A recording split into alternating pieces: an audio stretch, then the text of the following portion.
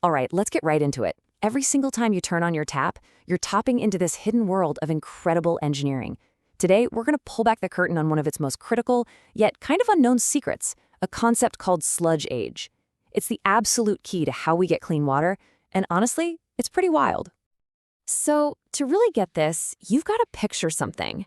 Down below our streets, tangled up in all those pipes and tanks, there's this whole other city. And I'm talking about a living, breathing, bustling city of billions, and I mean billions, of microscopic organisms. And their one and only job? To clean our water. And no, this isn't some sci-fi movie. This is the real deal foundation of how we treat wastewater. So here's what we're going to cover in this explainer. First, we'll meet this unseen microbial workforce. Then we'll nail down exactly what sludge age is. We'll get into the balancing act it takes to manage it, and, what happens when it all goes wrong. Finally, we'll see how operators actually control this whole system and really understand why it's called the master variable of clean water.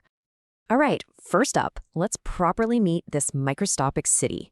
Now, the technical term is the activated sludge process, but honestly, a much, much better way to think about it is as this giant, super sophisticated microbe farm. So on this farm, your workers, billions of hungry little bacteria. And what are they eating? Well, it's all the gunk, the pollutants, and organic stuff we send down the drain. Their entire goal in life is to chow down on this stuff, and in doing so, they clean the water. And who's running this whole show? That's your farm manager, the wastewater treatment plant operator. Now, any good farm needs rules, right? Well, this one is no different.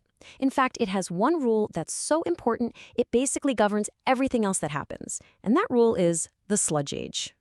Okay, so the fancy engineering term for sludge age is solids retention time, or SRT for short. All it is a measure of the average number of days that those little micro workers are kept in the system before they get removed. It's a really simple idea, but it has these massive consequences. So sticking with our farm analogy, just think of sludge age as the average retirement age for our tiny workforce. So first, the microbes get to work. They eat pollutants, they clean the water, and they grow and multiply. But you can't just let them multiply forever, right? The farm would get totally overcrowded. So the operator has to regularly remove, or what they call waste, a certain number of the older microbes. The sludge age, then, is just the average time a single microbe works on the farm before it gets retired. And this, right here, is where things get super interesting, because managing that retirement age is a really delicate balancing act. It's all about this choice. Do you want a farm full of young, super energetic workers? Or do you want an older, more experienced crew of seasoned specialists? That choice determines, well, everything.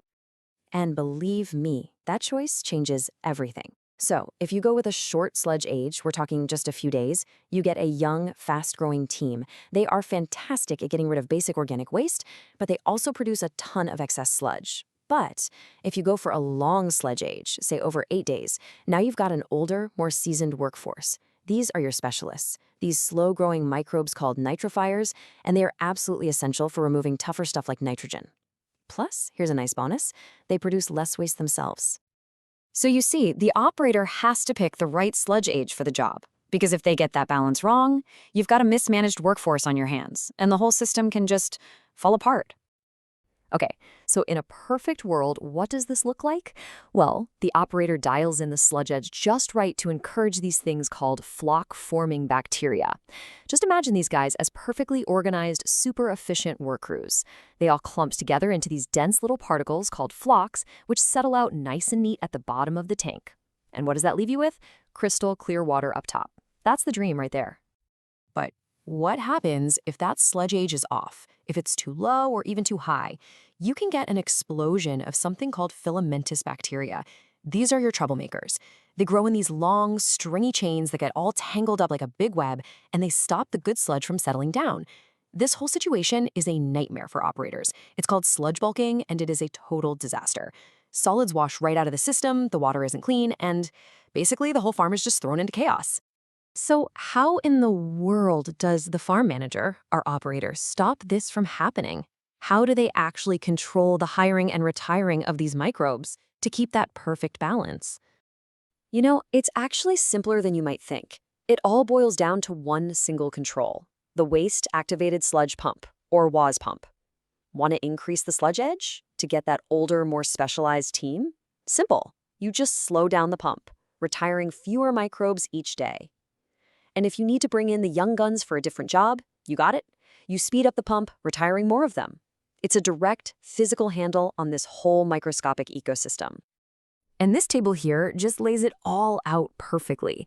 There is no single correct sludge age. It completely depends on what you're trying to do. If you just need to knock out some basic organic waste, a short age of 2 to 8 days is perfect. But for something tricky like nitrogen removal, you absolutely have to have a longer age, 8 to 15 days or more, to make sure those slow-growing specialists stick around. And for the really advanced stuff, you might need a sludge age of 30 days or even more. It's a constant juggling act. So, as you can see, this one single number basically controls, well, everything. The types of workers you have, how well they do their job, the stability of the entire farm. Which brings us to the final and most important point, why this is called the master variable. And people who do this for a living, they have a special term for it. I'm going to quote directly from the material we used for this explainer. Sludge age is the master variable in the activated sludge process. See, it's not just a factor among many. It is the factor that drives everything else. So what's the big takeaway here? Sludge age isn't just some number on a spreadsheet. It's the main lever that operators have to control an entire microscopic world. It determines which pollutants get taken out, how efficiently the plant runs, how much the whole thing costs, and, at the end of the day, how well we're protecting our rivers and our lakes. It really is one of the unsung heroes of our modern world, you know? Public health, protecting the environment, it's all in there.